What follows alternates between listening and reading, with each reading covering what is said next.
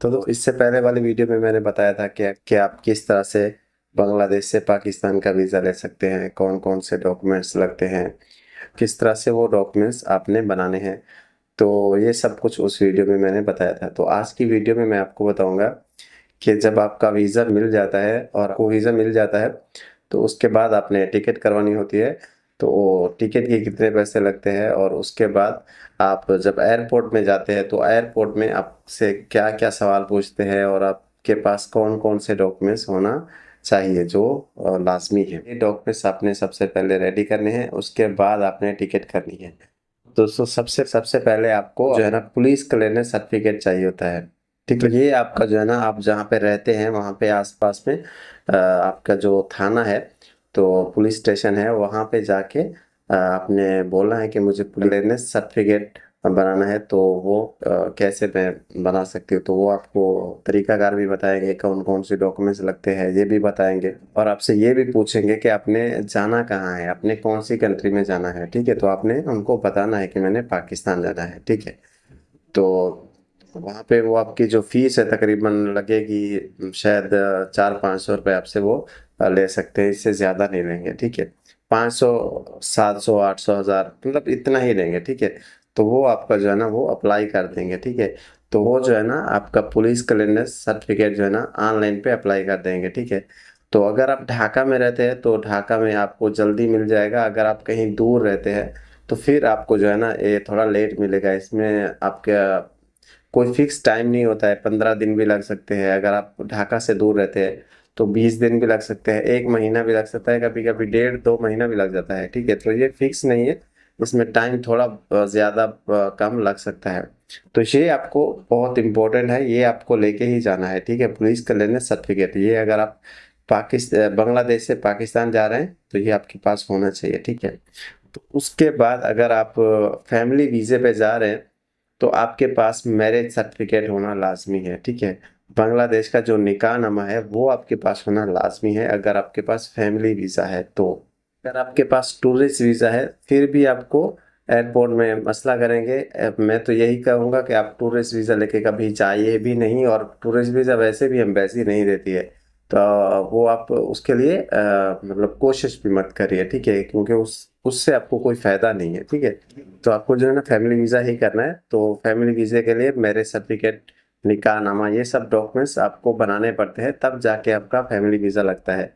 तो जाहिर बात है अगर आपके पास फैमिली वीज़ा है तो फिर वो डॉक्यूमेंट्स आप अपने साथ में लेके जाइए। पाकिस्तान वाले डॉक्यूमेंट्स नहीं, बांग्लादेश वाले डॉक्यूमेंट्स अपने साथ लेके जाइए। जैसे बांग्लादेशी निकाहनामा है, बांग्लादेशी मैरिज सर्टिफिकेट है। ठीक है, ये डॉक्यूमेंट्स आप अपने साथ लेके जाइए। ठीक है, तो ये सेकंड हो गया।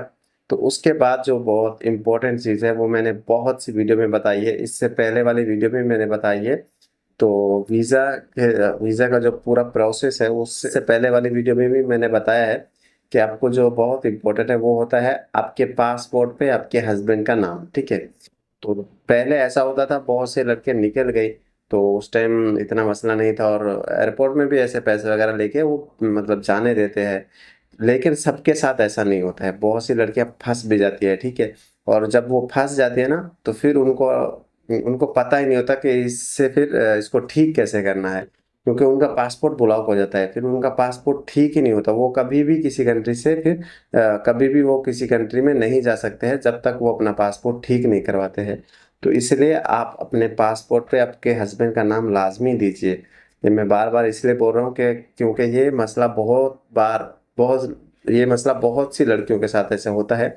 और इसकी जो मतलब मैं ये इसलिए भी ज़्यादा बोल रहा हूँ क्योंकि ये जब मसला होता है किसी लड़की के साथ तो फिर उसको बहुत ज़्यादा परेशानी, बहुत ज़्यादा वो सब उठाना पड़ता है। जैसे ज़ाहिर बात है अगर एक लड़की है और वो अपना सामान वगैरह लेके सब कुछ करके टिकट के पैसे भी किसी तरह से उसने किए होंगे, वीज़ा भी लगवाया होगा, इतना कुछ करने के बाद सबसे अलविदाई करने के बाद जब एयरपोर्ट में आप जाओ और वहां से फिर आपको वापस भेज दे, आपके टिकट के पैसे भी गए, आपके मतलब सब कुछ खर्चा जो भी आपका हुआ सब वेस्ट गया।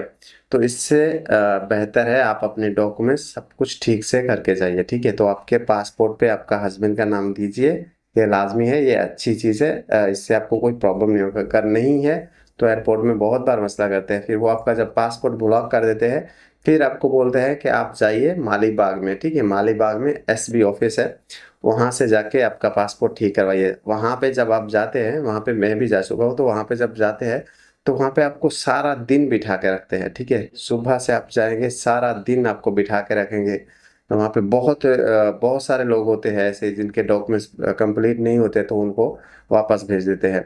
तो वहाँ पे बहुत से लोग होंगे, और जब आप बोलेंगे कि आपको पाकिस्तान जाना है, फिर तो आपको कभी मतलब वो पासपोर्ट ठीक करके ही नहीं देंगे, ठीक है। तो आपको बोलेंगे बस ये नहीं होता है ठीक, आप जाइए, ठीक है, मतलब आपको कोई रिस्पॉन्स नहीं देंगे। तो इसलिए मैं ये बार बार बोल रहा हूँ, ठीक है। तो फिर वो आपका पासपोर्ट ठीक नहीं होता है, फिर आपको यही बोलेंगे कि आपका अगर हस्बैंड है, आपने शादी की है, तो उसको खुद बुलाइए यहाँ पे, ठीक है। आप बोलेंगे मैंने ऑनलाइन पे शादी की है, वो तो बोलेंगे ऑनलाइन पे ऐसे शादी होती नहीं है, एक किसने बोला ऐसे शादी होती है, ये है वो, बहुत सी आपका मजाक उड़ाएंगे, बातें सुनाएंगे। तो बहुत कुछ आपको सहना पड़ सकता है, इसलिए मैं ये बार बार बोल रहा हूँ। उसके बाद दोस्तों ऐसा है, बहुत से लोग ऐसा सोचते हैं कि हम बांग्लादेश से पाकिस्तान जा रहे हैं, और हमारा हस्बैंड है वहाँ पे, तो हमने उधर ही रहना है, तो वापस तो आना नहीं है। तो इसलिए वो क्या करते हैं, एक ही टिकट ले लेते हैं सिर्फ जाने की, ठीक है, वापस आने की टिकट नहीं लेते हैं, ठीक है। तो दोस्तों आपका पासपोर्ट है बांग्लादेशी, आप बांग्लादेशी नेशनल हो, ठीक है। तो जब भी आप ऐसे विजिट वीज़े पे या फैमिली वीज़े पे आप जा रहे हो, तो आपको ये दिखाना होता है कि ये मेरे वापस आने की, ये मेरे जाने की टिकट है और ये मेरे वापस आने की टिकट है। मैंने वहाँ पे, मेरी फैमिली है, मैं उससे मिलने के लिए जा रही हूँ, मैंने 3 महीने रहना है, 4 महीने, 5 महीने, जितना भी रहना है, ठीक है, जितने आपके रिटर्न टिकट होगी, बोलना है कितने महीने रहना है, उसके बाद मैंने वापस आना है, ठीक है। तो आपकी रिटर्न टिकट आपके पास लाजमी होनी चाहिए।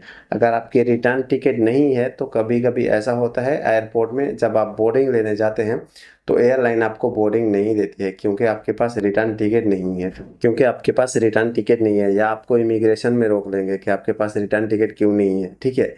तो ये चीज़ लाजमी है, आप आने और जाने दोनों साइड की ही टिकट करवा के जाएं, जब भी आप बांग्लादेश से पाकिस्तान जा रहे हैं या पाकिस्तान से बांग्लादेश जा रहे हैं, तो आने जाने दोनों साइड की टिकट आपको करवानी होगी।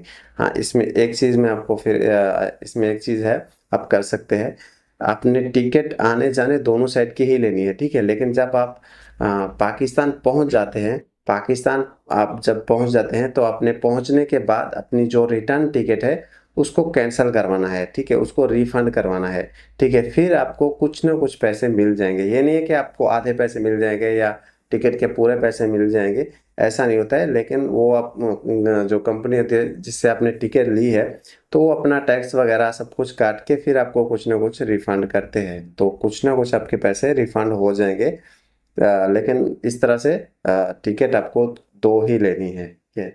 तो ये ही चीज़ें हैं, आप जब एयरपोर्ट में बांग्लादेश से पाकिस्तान एयरपोर्ट में जा रहे हैं या पाकिस्तान से आ रहे हैं, तो ये सब डॉक्यूमेंट्स आप अपने पास रखिए, और ये आपके लिए बहुत इंपॉर्टेंट है। और उसके बाद आप जिस लड़के के पास जा रहे हैं ना, तो वो उसका पासपोर्ट भी आपसे मांग सकते हैं कि उसका पासपोर्ट दिखाइए, उसका पासपोर्ट का फ़ोटो मंगवाइए, या उसके पासपोर्ट की फ़ोटो कापी आपके पास होनी चाहिए, उसका मतलब आप दोनों का निकाहनामा है, ये सब आपसे मांग सकते हैं, ठीक है।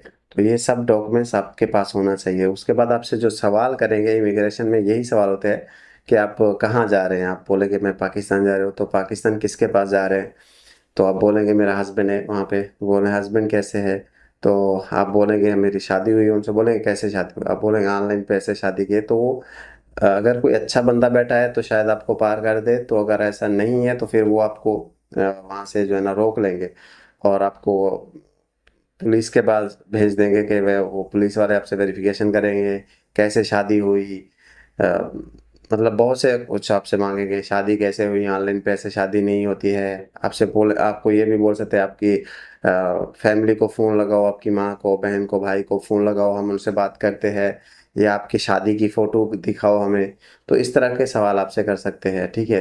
तो अगर ये सब के सवाल आप उनको अच्छे से दे सकते हैं, उनको अच्छे से मुतमईन कर सकते हैं, तो शायद वो आपको जाने दें। लेकिन जब पुलिस वाले आपको इस तरह से रोकते हैं, तो बहुत से बार ऐसा होता है फिर वो जाने नहीं देते हैं, फिर वो आपकी टिकट जो है ना वो कैंसिल हो जाती है, और उसके बाद आपका वही मैंने जैसे पहले ही बताया है, आपका पासपोर्ट ब्लॉक कर देते हैं।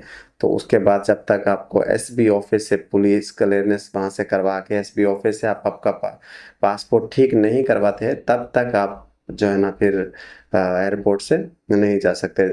जब भी आप एयरपोर्ट में जाएंगे बगैर अगर आपने पासपोर्ट वहाँ से ठीक नहीं करवाया और जब भी आप जाएंगे एयरपोर्ट में तो वो जब चेक करेंगे आपका पासपोर्ट फिर वो आपकी टिकट दोबारा से कैंसिल हो जाएगी, आपको वापस भेज देंगे, बोलेंगे कि आप आपका पासपोर्ट वहाँ से जाके ठीक करवाइए। तो एसबी ऑफिस ये माली बाग में है, ढाका में, ठीक है। तो वहाँ पे जाके आपको ये पासपोर्ट ठीक करवाना होता है। फिर वहाँ पे भी आपसे माली बाग में ये भी आपसे पूछ सकते हैं कि आप आपकी फैमिली को लाओ, आपकी माँ को लाओ, बाप को लाओ। फिर जब आप उनको भी लेके जाते हैं फिर भी आपको जो है ना जलील किया जाता है और आपको वो ठीक नहीं करके देंगे। वो इसलिए नहीं करके देंगे क्योंकि आप पाकिस्तान जा रहे हो। तो ये सब तरीका है दोस्तों। तो अगर आपको वीडियो अच्छी लगी तो लाइक ज़रूर करिएगा, चैनल को प्लीज़ सब्सक्राइब करिएगा। तो ये सब चीज़ों से आप जो है ना अपने आप को ठीक करके जाइए। और हाँ, लास्ट में मैं ये भी बोलूँगा, अगर कोई भी ऐसे जा रहा है और वो चाहता है कि मैं रिस्क ना लूँ और मेरे साथ ऐसा वैसा कोई प्रॉब्लम ना हो, तो मैं उनकी जितनी भी हो सकते हेल्प करूँगा। आप मेरा ये व्हाट्सएप नंबर है, आप मुझसे रब्ता कर सकते हैं। तो इंशाल्लाह मैं आपकी ज़रूर हेल्प करूँगा। और तो थैंक यू सो मच, मिलते हैं नेक्स्ट वीडियो में, तब तक के लिए अल्लाह हाफिज़, अपना ख्याल रखिए।